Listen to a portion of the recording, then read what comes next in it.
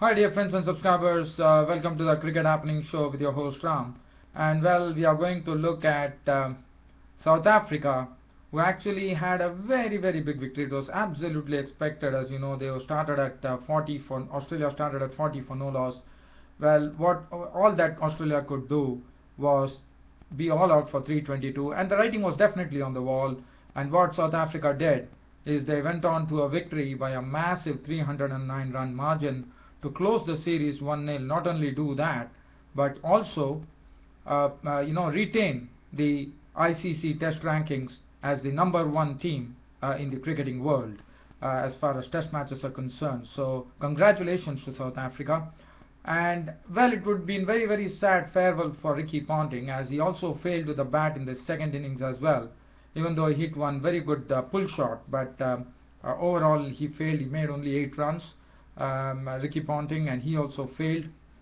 And Ricky Ponting, the farewell was not so good, but I'm sure Ricky Ponting has left this cricketing test arena on a very grand note. The reason being, he has walked away with an average of 51 points something. So 51 was his average. So hats off to Ricky Ponting. Yes, the South African players showed a lot of team spirit, in the sense they showed lots of sportsmanship by actually welcoming Ricky Ponting with a guard of honor as he walked to the wicket, and then clapped all the way. Everyone congratulated him, and that was something which was great for Ricky Ponting. But unfortunately, Australia had to lose it, and Michael Clarke admitted that South Africa definitely deserved to be the #1 as far as Test rankings were concerned.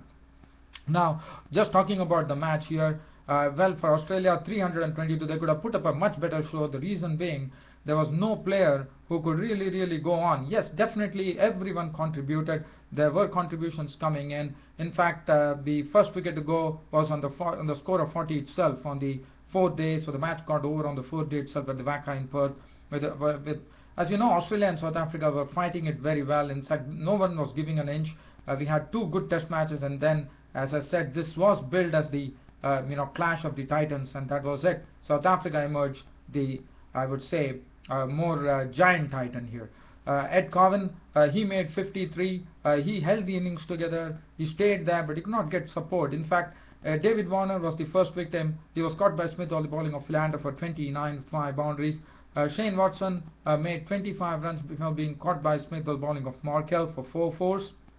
Ricky Ponting, well, he played that very good 2 good boundaries. That was the last time that Ricky Ponting, we all saw Ricky Ponting as far as the Test arena was concerned, with Ricky Ponting hitting that, as he is famous for his pull shot of the front foot, and that's what he did. And he also hit one beautiful shot through the covers for a boundary. He made 8 of 23 balls, but he was gone as Peterson actually had him caught in the slips. He was gone for 8. Ed Cowan, as I said, he played his part. He was doing a good job after Ricky Ponting. Ed Cowan, after doing a very good job, in fact, he hit 162 of the bowling of Peterson over long on. But then Ed Cowan, after contributing 53, staying there, trying his best to stay there, but he was losing partners at the other end, and then he was gone for 53 with 5 fours and 1 6. He was a victim of Dale Steyn. Michael Hussey, Michael Clarke and Michael Hussey then combined. As you know, they have been having very good partnership in this whole series. Once again, they put up a good partnership, but they could push it on till 188. There was a lot of aggression there when Michael Clarke came out of the crease.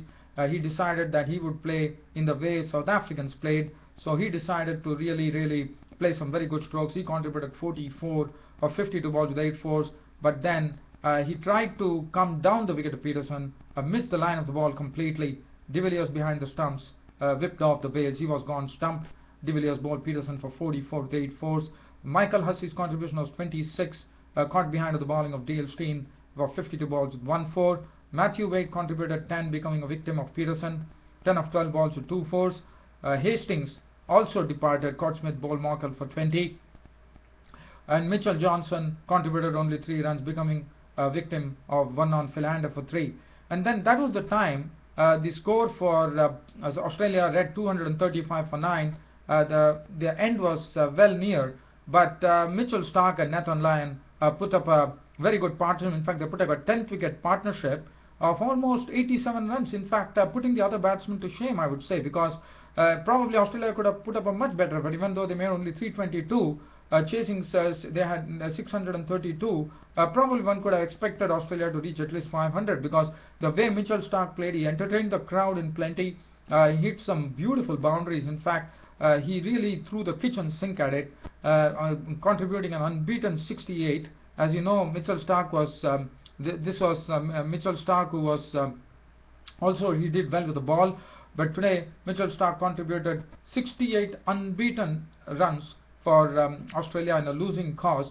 But what was good was that he's really I mean, this is are the signs that Mitchell Starc is an all-rounder in the making, because he played some very good strokes. He's contributed a very hard-hitting 68 of just 43 deliveries, unbeaten one at that, with 9 fours and 2 sixes. And one of the 6 that he hit was of Vernon Philander over long on. And Nathan Lyon also gave him very, very good support, staying over, then also cracking a few boundaries. He cracked 6 boundaries in a score of 31. But Dale Steyn was the one who took that final wicket of Nathan Lyon for 31 to bring the curtain, close the curtain on this particular Test series, with South Africa holding the mace and retaining the ICC Test #1 ranking. Mitchell Starc was not out 68. As far as the bowling figures were concerned, Dale Steyn 22.5 over 6 maidens, 72 runs and 3 wickets, bowled extremely well. Vernon Philander supported him admirably, 21-8, 41 runs and 2 wickets. Morne Morkel 2 for 57. Robin Peterson picked up the wickets, 3 for 127. The man of the match went to Hashim Amla, and Michael Clarke of Australia for 2 double centuries was named man of the series. I know this is a very, very short report, because I'm still having some problems with my health. So unfortunately I'm going to wrap it up right now. I'm having some problem with my throat here. So dear fans, friends and subscribers, sorry about that. It's a quick wrap here. Michael Clarke was named man of the series.